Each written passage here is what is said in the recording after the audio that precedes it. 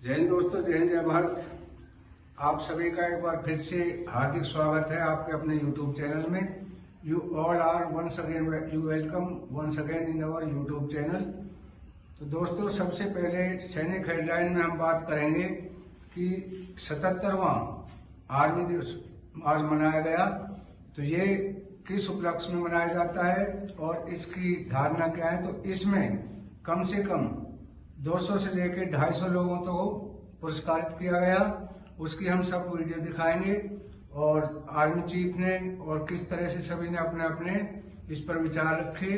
तो ये मनाया क्यों जाता है मैं पहले ही बता चुका हूँ। I have already told you. तो 1949 में जब हमारे जो देश के सेना की कमान थी वो ब्रिटिश आर्मी के जनरल थे, उनका नाम था सर फ्रांसिस बूचक। तो 15 जनवरी 1949 में इनके हाथ से ये सेना की कमान लेकर जनरल के.एम. कैरियप्पा के हाथों में सौंपी गई थी। भारतीय मूल के थे। तो तभी से सैन्य दिवस मनाया जाता है। 15 अगस्त 1949 हमें याद दिलाता है कि हमारे भारत की प्रथम जो सेनाध्यक्ष थे जनरल कैरियप्पा, उनके हाथ में कमान सौंपी गई थी। तो इस पर ये पुणे में काफी अच्छी तरह से मनाया गया। और दो चीजें एक साथ, परसों था वेटरन्स डे, तो उसमें वेटरन्स में कई जगह अच्छे तरह से मनाया गया और उसके अंदर पूर्व सैनिकों ने अपनी क्या क्या मांग रखी वो सारी मैं आपको वीडियो दिखाऊंगा और किस तरह से आश्वासन दिया गया। तो एक छोटी सी वीडियो देखें कि जनरल साहब ने किस तरह से संबोधन किया। हम आज हमारे मुख्य अतिथि महोदय जनरल उपेंद्र द्विवेदी, परम विशिष्ट सेवा मेडल, अति विशिष्ट सेवा medal, chief of army staff एवं 9th armed forces veterans day में हार्दिक स्वागत और अभिनंदन करते हैं। दिवस और 9th armed forces veterans day, पवित्र धाम जहां जय मराठा, जय सेना, जय भारत का उद्घोष बहता है, आज का यह वेटरन्स डे हमारी पहचान का अमर संदेश कहता है। चीफ ऑफ हवलदार नीलम सिंह, सेना मेडल, मरणोपरांत 9th बटालियन।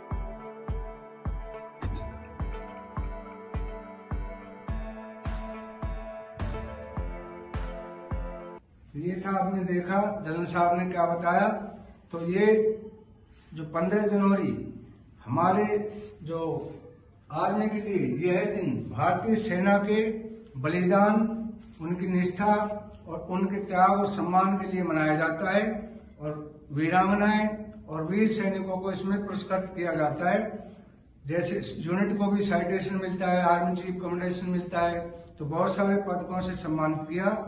तो अगली हम बात करते हैं कि अर्धसैनिक बलों ने दी धमकी और 18 महीने का D arrear, old pension scheme और ग्रेजुएटी पर उन्होंने धमकी दी कि ये हमारी नहीं बढ़ाई गई तो हम भी करेंगे आंदोलन। और उन्होंने अब ये कूद पड़े अर्धसैनिक बल, तो क्या सेना भी कूदेगी इनके आंदोलन में। तो उन्होंने क्या लिखा वो लेटर में आपको पढ़ के बताता हूं। ये वो लेटर है जो उन्होंने लिखा है। उन्होंने लिखा 40 साल सीमा पर पहरा, ओपीएस नहीं तो कैसे करेंगे गुजारा। कि 40 साल हम सीमा पर पहरा देते हैं, ओल्ड पेंशन स्कीम यदि लागू नहीं हुई तो कैसे होगा बुढ़ापे में हमारा गुजारा।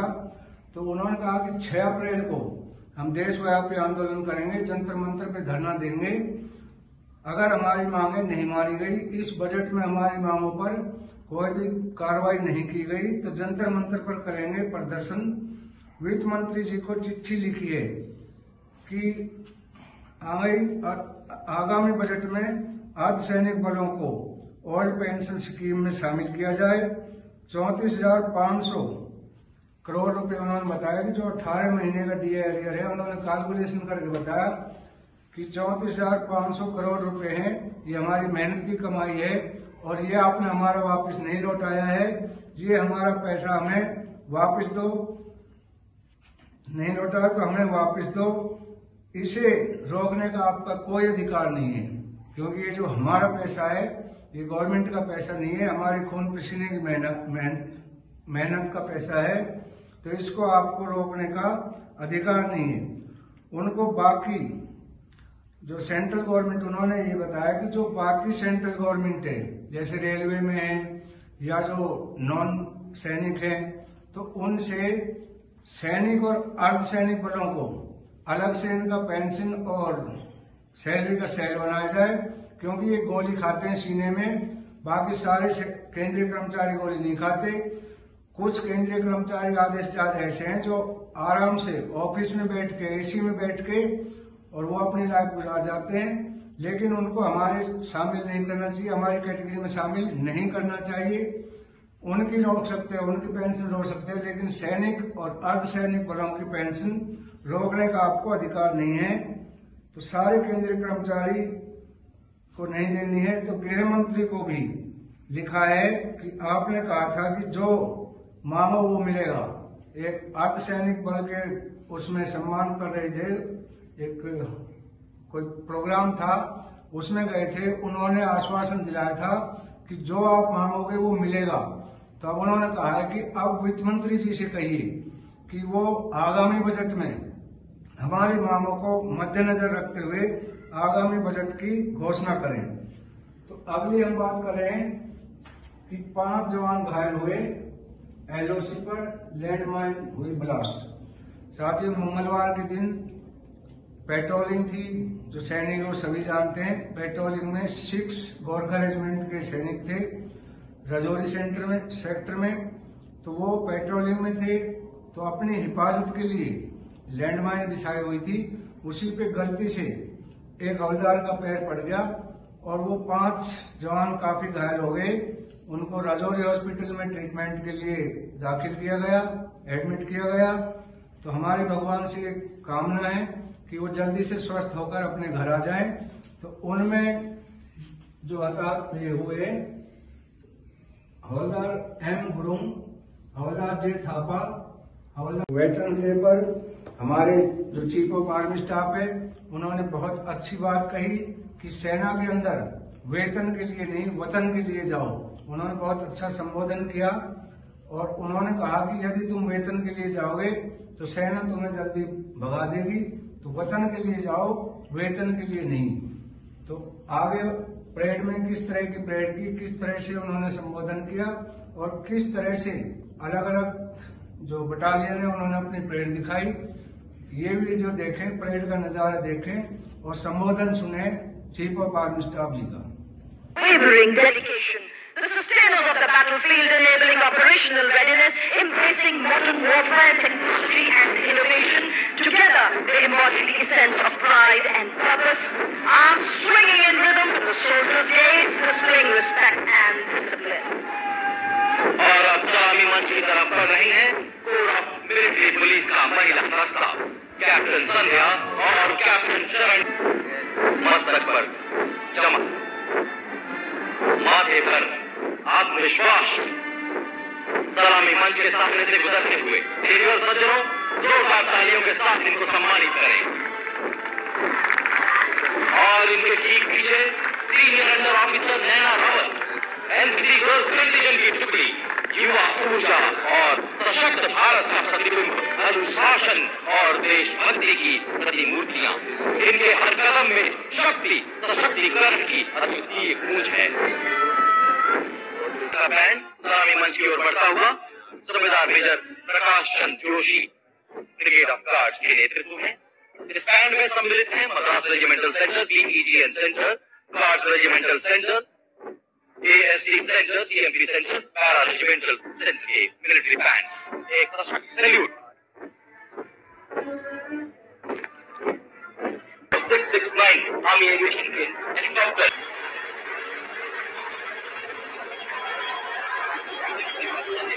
Shakti, the backbone of the Indian Army's logistics, the rhythmic sound of their boots, a reminder. 9th armed forces veterans day में हार्दिक स्वागत और अभिनंदन करते हैं।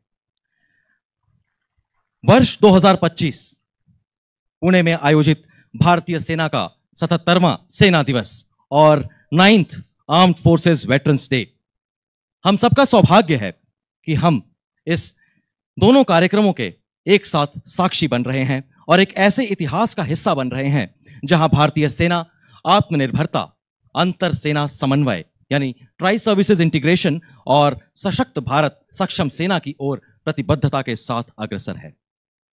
आज का यह पावन पर्व, महान उत्सव 9th armed forces veterans day, यह उत्सव है हमारे वीरों और वीरांगनाओं के सम्मान का। यह उत्सव है भारतीय सेना की परंपराओं के गुणगान का। यह उत्सव है हमारे वेटरन्स के स्वाभिमान का। आज का यह पावन पर्व नमन कृतज्ञ भारतीय सशस्त्र सेनाओं के उन शूर वीरों के प्रति जिन्होंने राष्ट्र प्रेम की नई इबारत लिखी। आप सब ने वर्षों कठिन तपस्या करके वीरता की नई कहानियां रची हैं, त्याग और बलिदान की नई कहानियां रची हैं जो शब्दों से बयान नहीं की जा सकती। हमारा सादर नमन है आप सभी को जो अग्निबाज गनर्स के प्रांगण में इस कार्यक्रम की आपने देखा, आपने आर्मी परेड देखी, कितने अच्छे तालमेल है, कितने अच्छे कदम है और कितने हर्षोल्लास से, कितनी तैयारी के साथ इन्होंने अपना प्रदर्शन किया और आर्मी डे को हर्षोल्लास से मनाया। और जनरल साहब ने किस तरह से जवानों का हौसला अफजाई किया और किस तरह से वेटरन डे पे सम्मानित किया। तो आज के लिए इतना ही, कल फिर मिलेंगे अगली किसी इसी तरह की अन्य जानकारी को लेकर। तब तक के लिए जय हिंद, जय भारत।